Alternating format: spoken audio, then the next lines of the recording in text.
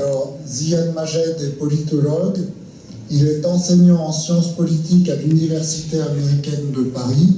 Et Ziad Majed est chercheur sur le Moyen-Orient. Il est auteur de plusieurs livres. Je suis ravi et honoré d'être parmi vous ce soir et je remercie l'association Medina pour cette opportunité qui m'a été offerte de vous rencontrer et d'échanger donc autour de Gaza, la Palestine, entre histoire et avenir, quelle situation, quels défis. Donc je vais essayer de parler un peu de l'historique, pourquoi Gaza est devenue centrale dans la lutte palestinienne, pourquoi il y a ce blocus sur Gaza, pourquoi ce siège qui dure depuis 2007 maintenant, on la considère comme étant une prison à ciel ouvert, comme plusieurs l'ont déjà dit. Ce n'est pas seulement un siège au niveau des checkpoints et des frontières territoriales, disons, mais même au niveau de la mer, au niveau de l'accès des pêcheurs aux ressources et aux poissons dans la mer. Donc on va parler un peu de l'histoire de Gaza, de la Palestine, non pas en rappelant des longues dates, mais de commencer avec l'Empire ottoman qui s'était étendu dans toute la région. Donc Gaza faisait partie de cet Empire ottoman. L'Empire ottoman a connu une immense géographie à partir disons jusqu'au XVIIe siècle. Donc à partir du XVIe, c'était son expansion vers le sud de Istanbul, le sud de la Turquie. Gaza entre les deux continents, d'où sa valeur aussi stratégique, entre l'Asie et l'Afrique. Donc ça faisait partie des villes, la ville de Gaza même, avec son port, faisait partie de l'Empire ottoman et jouait un rôle économique important au niveau des commodités, au niveau du commerce, au niveau des connexions entre commerçants européens et ceux qui voyageaient via l'Égypte pour arriver en Asie ou même en Inde, quand les Britanniques ont occupé l'Inde. Donc, Gaza et la Palestine jouaient ce rôle-là central dans les connexions géographiques entre les continents au niveau du commerce. Et cela, évidemment, rend Gaza et la Palestine des territoires d'enjeux géostratégiques, de conflits entre empires et entre différents États. Avec le déclin de l'Empire ottoman, donc ce qui reste de l'Empire ottoman juste à la veille de la Première Guerre mondiale, c'est les territoires que vous voyez là s'étendant de la péninsule arabique, la région qu'on appelle le Hijaz où il y a Mecca et la Médina, vers la Palestine ottomane, la Syrie, l'Irak et la Turquie d'aujourd'hui. Donc l'Empire qui avait un contrôle territorial important en Europe, dans les Balkans, puis au niveau de l'Afrique du Nord, s'est réduit à sa présence sur quelques territoires arabes en Asie et sur la Turquie elle-même. Et cela fut juste à la veille de la Première Guerre mondiale, parce que les Britanniques étaient déjà en Égypte, parce que les Français étaient déjà en Tunisie, en Algérie et au Maroc. Et en 1911 aussi, les Italiens sont arrivés en Libye, plus toutes les régions européennes de l'Empire ottoman étaient déjà soit sous contrôle russe, soit suite à des révoltes de populations locales. Les Ottomans les avaient quittés, ou bien ils étaient chassés même militairement dans certains cas.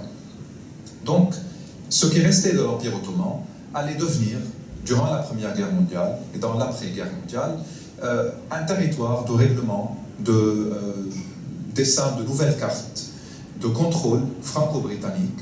Les Français et les Anglais avaient pensé au déclin de l'Empire ottoman, comment hériter cet empire, comment diviser la région pour la rendre sous contrôle français ou britannique. Et donc, c'est les accords de Sykes-Picot en 1916, Sykes, le ministre britannique, et Picot, le ministre français, qui avaient déjà décidé de se partager l'influence, soit directe, soit indirecte, sur ce qu'on appelle aujourd'hui le Levant, c'est-à-dire la Palestine, le Liban, la Syrie, l'Irak et le sud de la Turquie. Sauf que dans le sud de la Turquie, les Turcs, dirigés par Mustafa Kemal, allaient pouvoir contrôler le territoire et donc de ne pas permettre aux Français et aux Britanniques de s'imposer là-bas, tandis que Liban, Syrie vont devenir sous mandat français, c'était ça l'accord.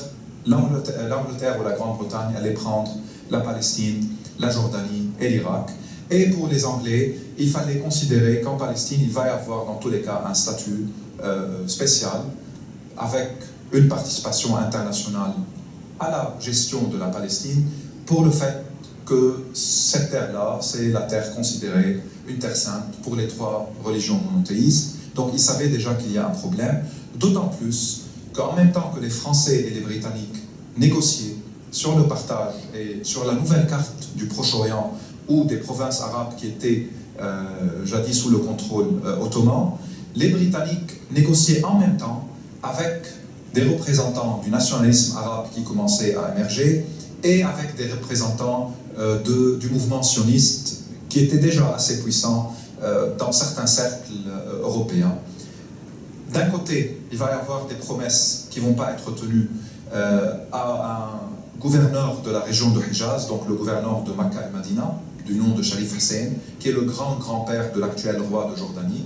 Ils vont lui promettre que si jamais il déclare une révolution arabe contre les Ottomans, cela va pousser les Britanniques à le reconnaître comme le roi des Arabes, suite au déclin de l'Empire ottoman, parce que l'Empire ottoman, durant la Première Guerre mondiale, s'était positionné auprès des Allemands et des Autrichiens contre les Britanniques et les Français soutenus par les Russes. Donc il y a eu cette première promesse à Sharif Hussein de Hijaz qu'il allait devenir le roi des Arabes suite au déclin des empires ottomans. Si ces forces traversent la péninsule et montent vers la Palestine, puis Liban, Syrie, et donc chassent les Ottomans de cette région, les Britanniques étant en Égypte, ils allaient de leur côté progresser via Gaza pour rejoindre les troupes arabes, et donc ça va être une défaite ottomane qui va aussi disperser les forces ottomanes et permettre aux Français et aux Britanniques de ne plus avoir la contribution ottomane au combat qui se déroulait sur le continent, puisqu'ils étaient alliés, comme je l'ai dit, avec les Allemands et les Autrichiens. Or, les Britanniques allaient aussi négocier en même temps avec le mouvement sioniste, et ils ont considéré que peut-être un accord avec les sionistes par rapport à une demande concernant la Palestine que le mouvement sioniste déjà évoqué, allait encourager certains sionistes aux États-Unis de faire pression sur le président américain afin que les États-Unis soient aussi dans la Première Guerre mondiale, puisqu'ils étaient hésitants jusqu'en 1917. Donc, ces négociations entre les Britanniques et le mouvement sioniste vont donner lieu à la déclaration de Balfour, la déclaration de Balfour qui, selon laquelle Londres garantit aux sionistes qu'un État juif serait construit en Palestine. Il n'y a pas eu des précisions territoriales, quelle partie de la Palestine, toute la Palestine ou une partie de la Palestine. On a maintenu l'ambiguïté, mais déjà il y a eu un engagement diplomatique, politique, auprès du mouvement sioniste, qui prétendait que la Palestine était une terre sans peuple, donc qui allait devenir une terre pour un peuple. C'était une terre sans peuple pour un peuple sans terre, comme la formule le disait, bien qu'il y avait bien sûr des centaines de milliers de Palestiniens qui vivaient, et le nom de la Palestine est lié à ses habitants, donc aux Palestiniens. Cette promesse et cette déclaration de Balfour va être donc un autre volet au niveau des négociations. Il y a Sykes-Picot, il y a la promesse aux Arabes qui ne va pas être respectée, et il y a la déclaration de Balfour. Et ce n'est qu'avec le retrait de la Russie suite à la révolution bolchevique en 1917 que les archives du Tsar vont être publiées et que le monde serait au courant de Sykes-Picot et des différentes négociations qui avaient lieu. Pour Sharif Hussein et ses troupes, c'était trop tard, ils étaient déjà engagés dans des combats contre les Ottomans en espérant que cela va mener à une reconnaissance. Pour les Britanniques, ils étaient déjà passés à autre chose et leurs troupes avaient progressé vers la Palestine, et ils comprenaient qu'une question palestinienne, juive, allait être le grand défi pour les années à venir. Donc ils ont voulu une contribution internationale à partir de 1918 pour la gestion de ce territoire-là. Cela, comme vous le savez, va se développer jusqu'à 1947. Mais je voulais juste aussi mentionner rapidement, c'est que ce qui faisait que Gaza était au centre des conflits et pourquoi la Palestine était une terre déjà géostratégiquement très importante, c'est que la plupart des enjeux durant l'Empire ottoman, avec l'arrivée de Napoléon et son occupation de l'Égypte pendant 3 ans, puis frontières entre Ottomans et Britanniques, puis toutes les questions de la Première Guerre mondiale qu'on a évoquées, cela allait donner une importance à cette terre-là, avec ce qu'elle représente au niveau symbolique, mais aussi au niveau humain. Et avec le mandat britannique, l'immigration juive a commencé en Palestine. Pour Gaza même, on parlait en 1947 seulement de 2% de la population de Gaza qui était formée par les immigrants ou par les colons juifs qui arrivaient.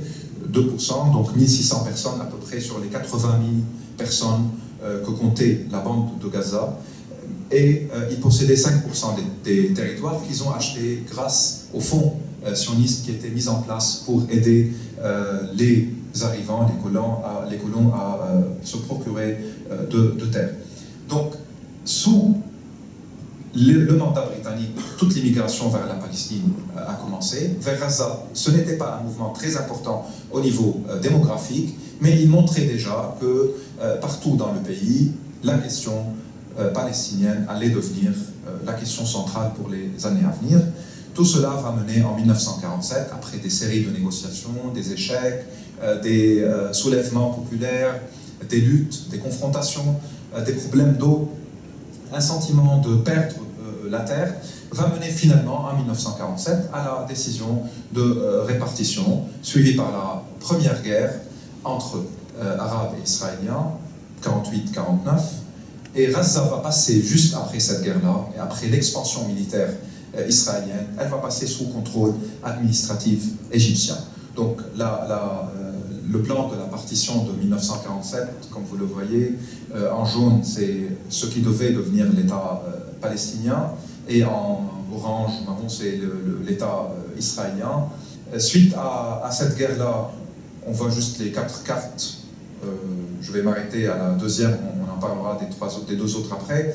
Mais la Palestine mandataire, ou ottomane et puis britannique, la décision, donc d'un côté il y a les territoires palestiniens avec la bande de Gaza ici, et de l'autre l'État juif, et voilà, juste après la guerre de 48-49, comment la carte est devenue, avec la bande de Gaza réduite sans aucune continuité vers le désert, et la Cisjordanie avec Jérusalem déjà détachée, disons Jérusalem ouest et ses alentours. Donc cela mettra la bande de Gaza sous l'administration égyptienne jusqu'en 1956. Démographiquement, Gaza représentait maintenant 280 000 habitants, sauf que sur ces 280 000 habitants, il y a 200 000 réfugiés. Donc les Palestiniens qui ont fui une grande partie de la Palestine, notamment du littoral palestinien, vont trouver refuge à Gaza, faisant plus que deux fois plus la population de cette bande-là, 280 000 sur 200 000 sur 280 000, dans une bande de 350 km² seulement.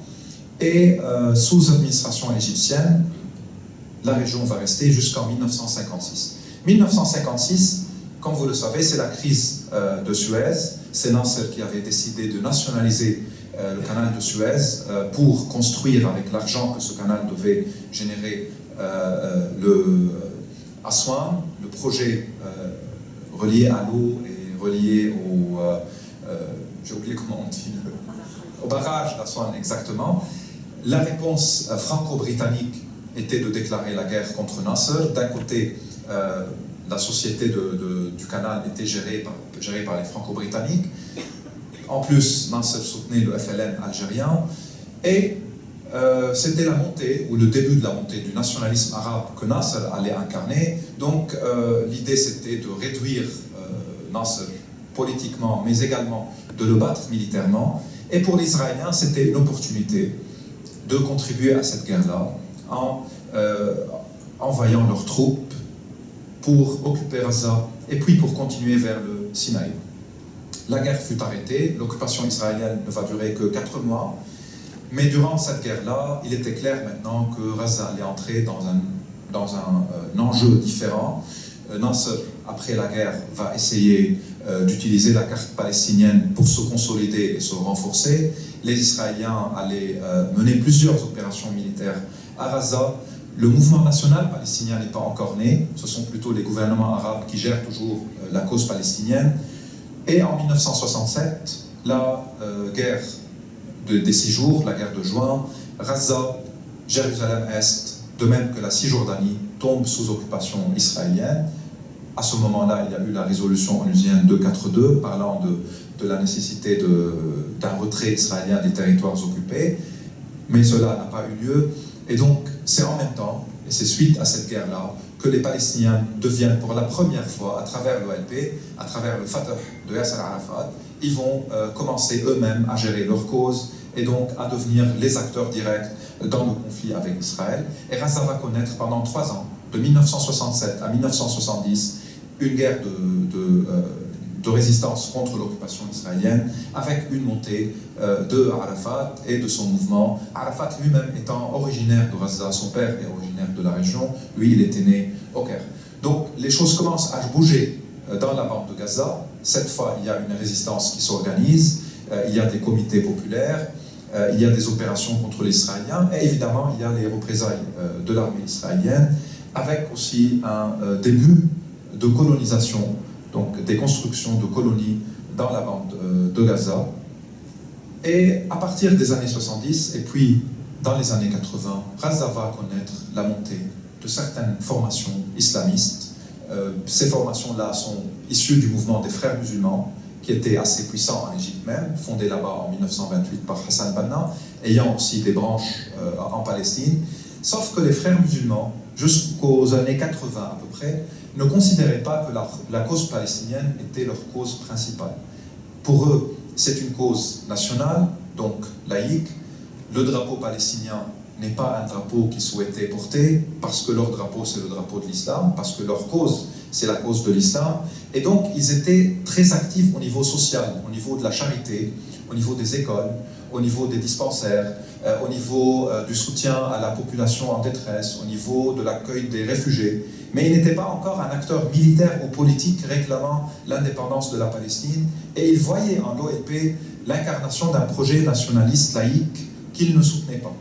Mais dans les années 80, d'un côté, l'occupation israélienne a permis aux frères musulmans de devenir plus actifs politiquement, parce que cela, ça ne veut pas dire que les Israéliens appréciaient les frères musulmans ou que les frères musulmans étaient prêts à collaborer avec les Israéliens, loin de là. Sauf que pour les Israéliens, pour affaiblir l'OLP, le mouvement nationaliste palestinien, c'était une question importante aussi de permettre à un rival d'émerger, de commencer à s'investir politiquement et donc d'affaiblir l'OLP de Arafat. Et puis avec la première intifada, une nouvelle génération des Palestiniens soumis à l'occupation depuis 20 ans, puisque cette intifada allait commencer en 87, va connaître l'intifada, la participation des frères musulmans, cette fois sous le nom de Hamas, qui va être le nom de combat, et avec le Fatah également et les autres factions de gauche, et plusieurs groupes palestiniens feront partie de cette intifada-là,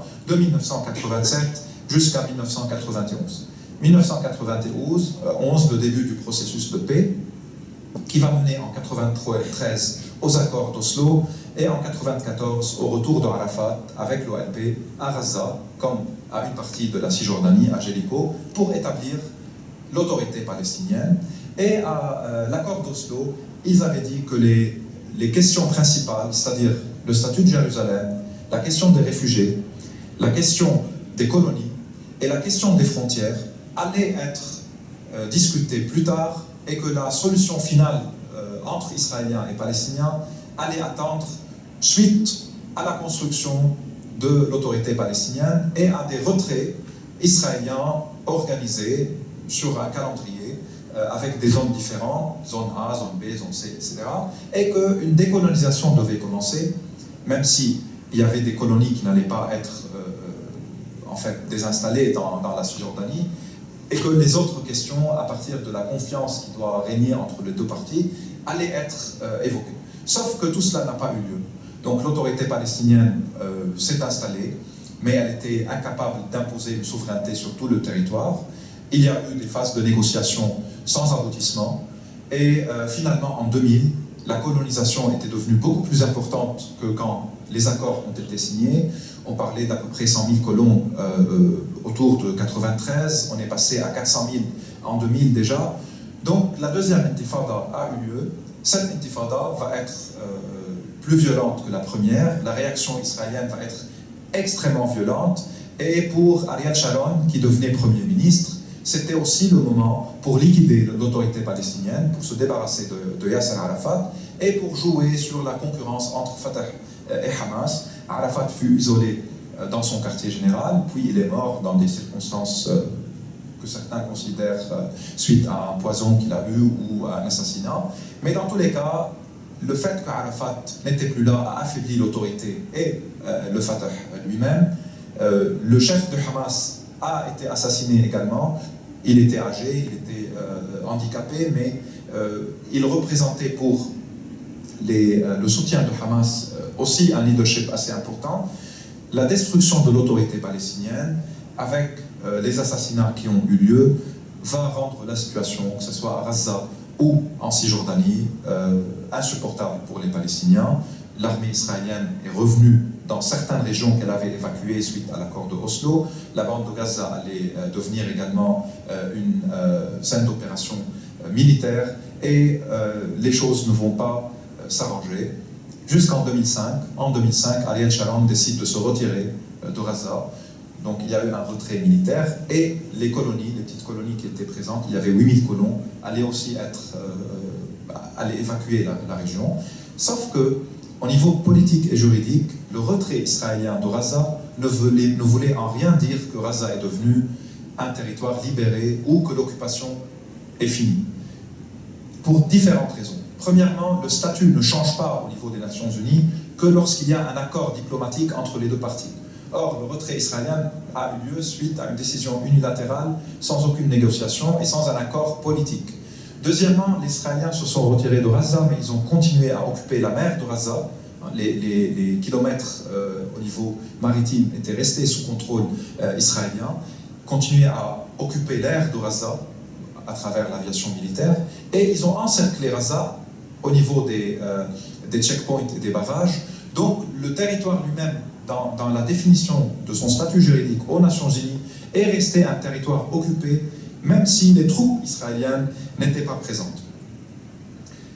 À partir de là, on est rentré dans une nouvelle dynamique, notamment à Gaza, avec Hamas qui s'organisait encore mieux qu'avant, avec une autorité palestinienne affaiblie, avec la disparition de Arafat, le Fatah lui-même affaibli, et on est arrivé en 2006 aux premières élections palestiniennes, suite à la mort de Arafat, que Hamas a réussi à remporter dans la bande de Gaza, non pas en ayant la majorité des votes, mais à partir d'un système électoral à la proportionnelle.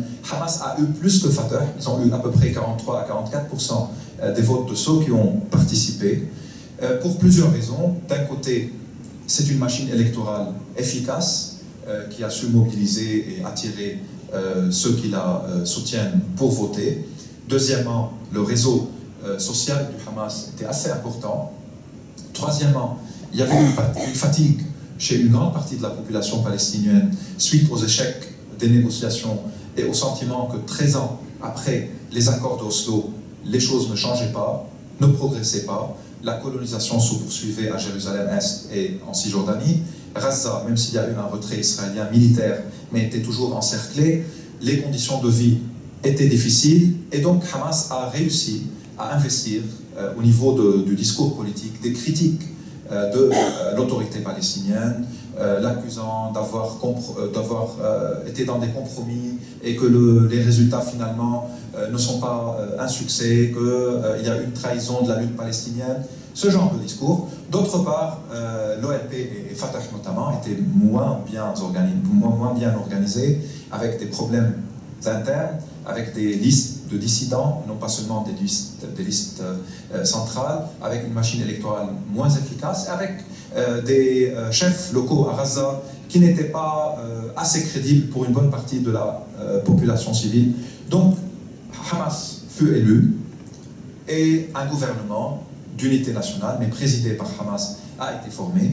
l'Union européenne et les observateurs américains du Centre Carter avaient validé les élections en considérant que c'était des élections libres, sans fraude, et que ça représentait un peu ce que les Palestiniens souhaitaient voir à ce moment-là. Mais malheureusement, ces déclarations n'ont pas été suivies par un acte de reconnaissance ou de dialogue et de coopération avec le nouveau gouvernement palestinien présidé par un membre du Hamas. Le contraire a été fait. On a dit que Hamas n'a pas encore reconnu Israël, donc on boycotte, on ne reconnaît pas les résultats des élections, dans ce sens-là. Les Israéliens ont considéré que ça c'est un prétexte pour dire que l'autorité palestinienne et le gouvernement palestinien n'ont aucune crédibilité, aucune légitimité, donc on arrête les négociations. On a commencé à dire qu'il n'y a pas de partenaire palestinien pour les négociations de paix.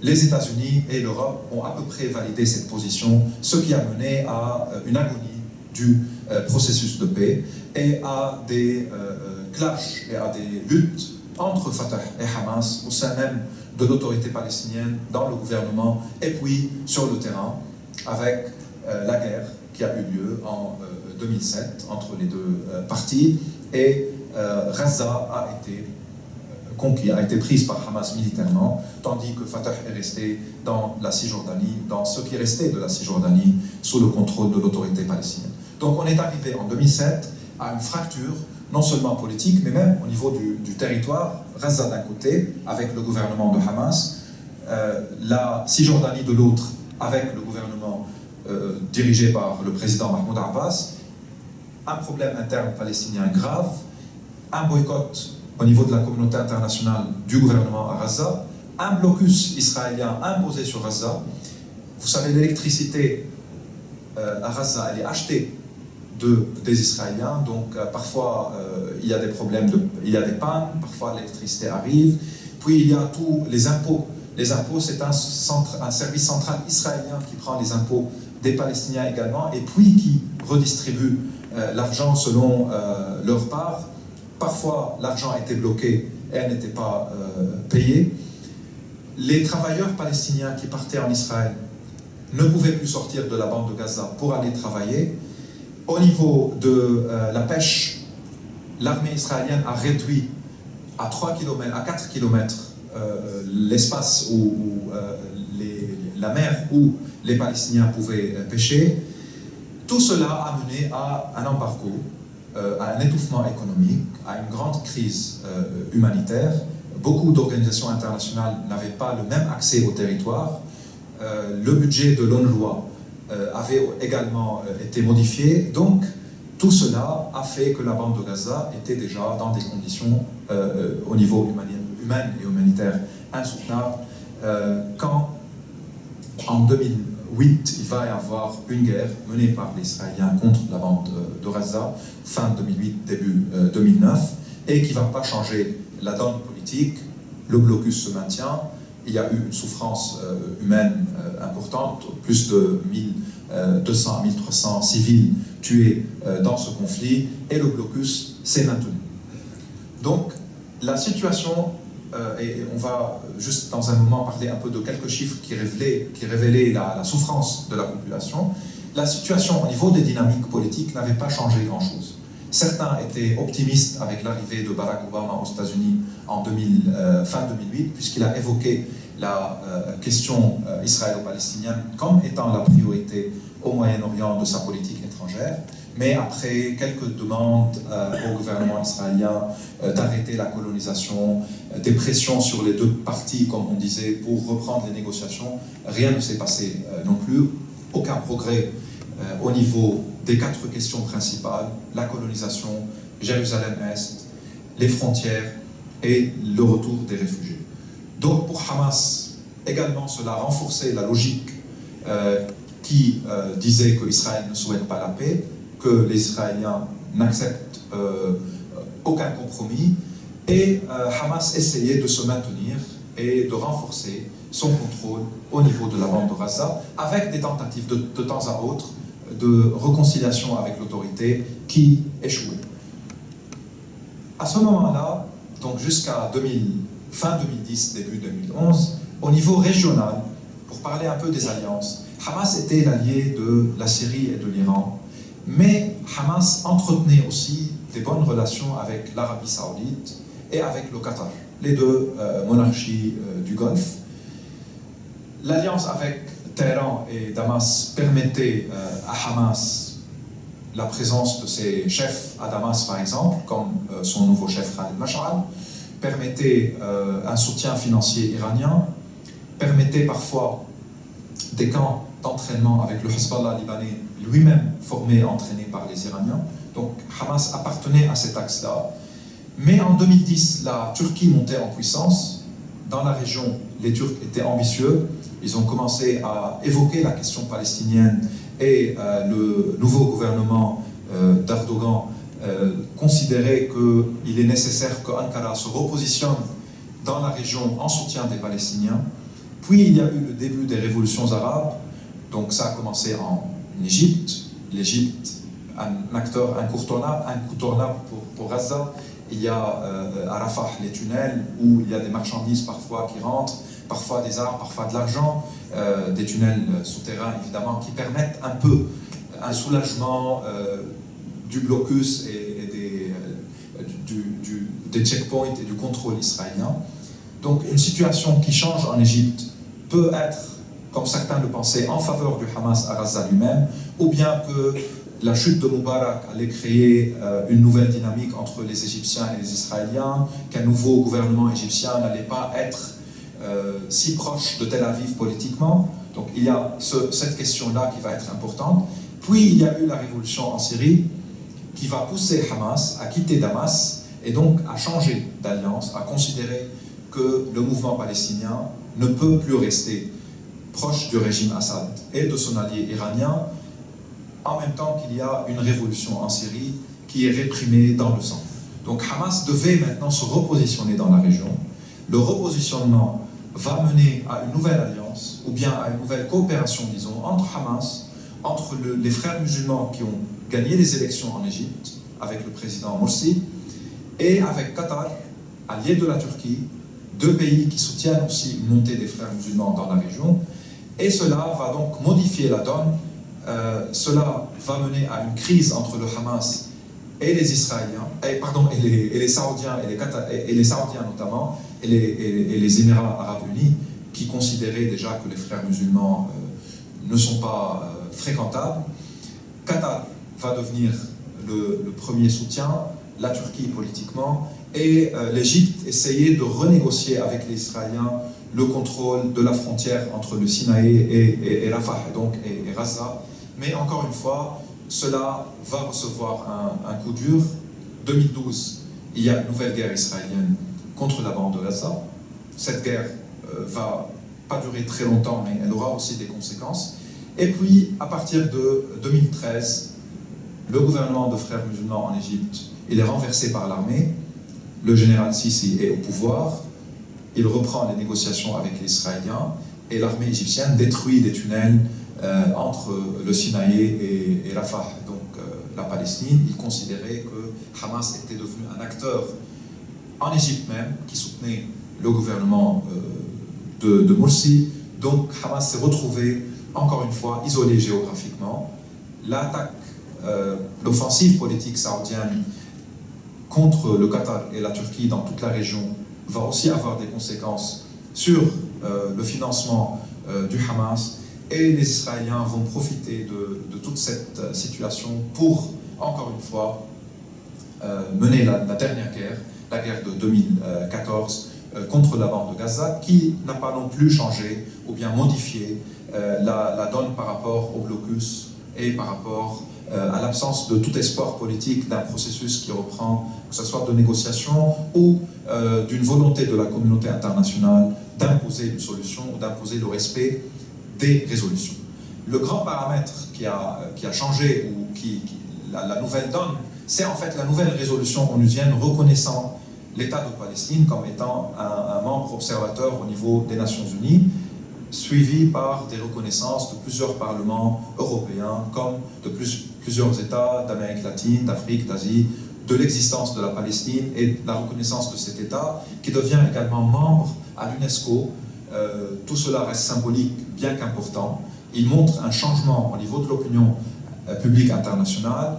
Il montre que plusieurs gouvernements se rendent compte qu'il faut une solution basée sur cette idée des deux États, et donc sur le droit international et les résolutions onusiennes. Mais il y a un refus israélien total jusqu'à maintenant. Il y a un refus américain ou une volonté de non-intervention américaine qui s'annonce également. Et il y a les divisions palestiniennes avec tout ce qui se passe dans le Moyen-Orient qui rendent les choses encore plus complexes. Cela ne veut pas dire que la reconnaissance d'un État palestinien n'est pas en soi un succès pour la cause palestinienne. C'est un succès pour la cause palestinienne, mais ça reste sans concrétisation possible au court terme ou même au moyen terme, tant que la colonisation se poursuit à Jérusalem-Est et en Cisjordanie, tant que la bande de Gaza est étouffée par le blocus, avec un gouvernement israélien qui compte dans ses rangs 3 colons, 3 membres qui vivent dans des colonies en Cisjordanie, dans les territoires de 67 et en Jérusalem-Est, et avec en même temps une opinion publique israélienne qui ne semble pas être favorable pour le moment pour des négociations sérieuses avec les Palestiniens. Et donc, je pense que la communauté internationale, et communauté internationale entre guillemets évidemment, et l'espoir de pouvoir faire bouger les choses dans l'état actuel. Je ne sais pas si cela va aboutir, mais au moins sans pression des Nations Unies, de l'Union européenne, sans sanctions économiques, sans volonté de montrer qu'il faut tourner la page de l'occupation et de la colonisation, les dynamiques sur le terrain ne permettront pas une évolution positive, pour le moment au moins. Gaza en 2014, juste à la veille de la guerre, et donc les chiffres sont maintenant encore pires. Au niveau de la population, on est maintenant à 1,8 million d'habitants, dont 1,2 million de réfugiés. C'est une des plus grandes densités par kilomètre carré dans le monde. 60% de la population est estimée sous le seuil de pauvreté, 17% étant sous le seuil de pauvreté extrême. 60% sont touchés par l'insécurité alimentaire. 40% des Gazaouis sont au chômage, donc 96% des 3750 usines ont fermé, 46% des territoires agricoles sont inaccessibles, soit à cause des bombardements, soit par des ordres de l'armée israélienne, considérant que ce sont des zones qui sont dangereuses où les Palestiniens n'ont pas la liberté de circulation. 50% de baisse du volume total des prises de poissons, parce que les zones accessibles aux pêcheurs sont réduites, et des destructions massives des infrastructures, avec 22% des écoles à peu près détruites. Donc ces chiffres-là montrent l'ampleur de la catastrophe dans la bande de Gaza et expliquent aussi pourquoi il y a chez une partie de la population palestinienne ce désespoir-là, et que peut-être si les frontières étaient ouvertes, on aurait vu des départs de population, des gens qui essayent de s'installer ailleurs pour des meilleures conditions de vie. C'est pour ça aussi que les tunnels étaient importants, les tunnels qu'ils creusaient pour pouvoir échanger des commodités, pour sortir des marchandises, mais surtout pour faire entrer des marchandises et parfois des armes. Les tunnels maintenant sont sous contrôle égyptien ou israélien, ne sont plus opératoires comme avant. Quelques photos qu'on a vues récemment avec les destructions massives. Mais cela n'est pas seulement ce qui se passe à Gaza. À Gaza aussi, il y a une volonté de vie. Il y a des gens qui continuent à essayer de trouver du travail ou à travailler. Il y a des enfants qui vont à ce qui reste comme école ou qui utilisent d'autres espaces que leurs écoles comme espace d'enseignement et d'activité. Il y a des artistes, il y a des jeunes musiciens qui produisent, il y a des journalistes qui travaillent dans des conditions très différentes, très difficiles, il y a des écrivains, il y a un travail artistique qui est important au niveau de la peinture. Ça, c'est pas récent, mais c'est un artiste de Gaza, ça c'est la même chose. Là, il y a des gens qui retravaillent les photos des bombardements pour montrer que malgré les destructions et malgré les bombes, il va y avoir une volonté de renaître et de survivre à tout ce qui se passe. Encore une fois, dessiné dans la fumée des visages pour rappeler le monde qu'il y a des gens qui vivent à Gaza et non pas seulement des terroristes, où on réduit aussi toute la population, soit à Hamas, soit à quelques groupes palestiniens. Il y a des artistes, sculpteurs, qui dans des maisons détruites essayent de reconstruire la vie, même symboliquement. Et puis il y a un autre travail artistique qui se fait sur le mur de séparation. Ce n'est pas Gaza maintenant, c'est la Palestine. Sur le mur que les Palestiniens appellent le mur d'apartheid, il y a plein de dessins, plein de graffitis, plein de sens d'humour. Des gens qui échappent également à la fermeture et à la séparation. Et puisqu'on n'est pas très loin de Noël, le mur empêche le passage, et donc on fait appel aussi au Père Noël pour briser le mur. Mais tout cela, encore une fois, même s'il est important, même s'il montre qu'il y a une volonté de vie, de résistance, n'est pas suffisant s'il n'y a pas une solidarité internationale et s'il n'y a pas une décision de la communauté internationale d'imposer un règlement, une paix juste. Cela n'est pas facile, évidemment, il y a beaucoup de difficultés, mais il faut des pressions, il faut cette reconnaissance de l'État palestinien.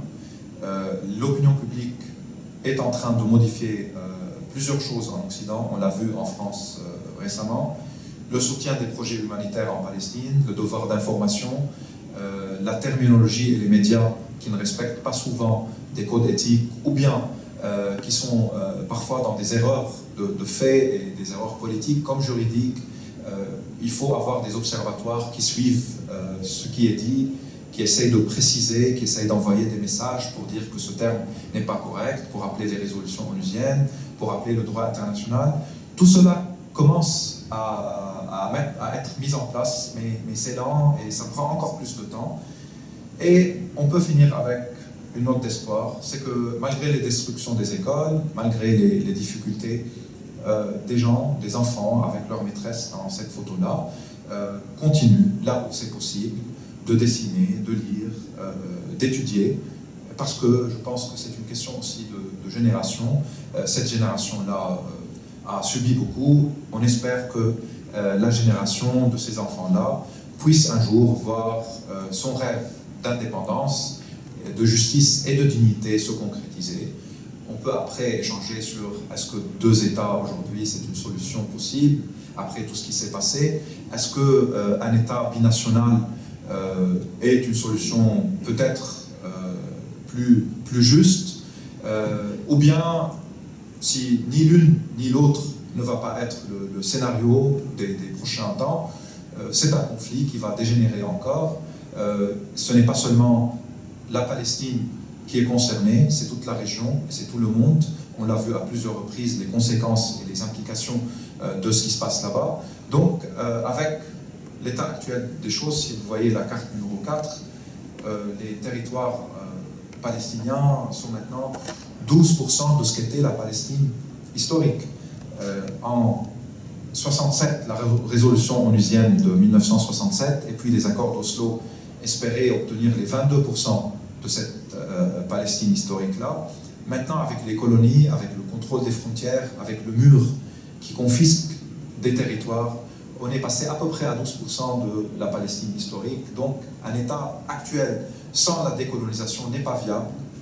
C'est pour ça qu'on parle de plus en plus à élargir un peu les négociations pour évoquer d'autres scénarios, soit une décolonisation totale pour permettre une continuité territoriale et un accès aux Palestiniens à leurs champs et à leurs biens et à leurs écoles, soit, si cela n'est pas possible, évoquer la question d'un État binational devient aussi une possibilité.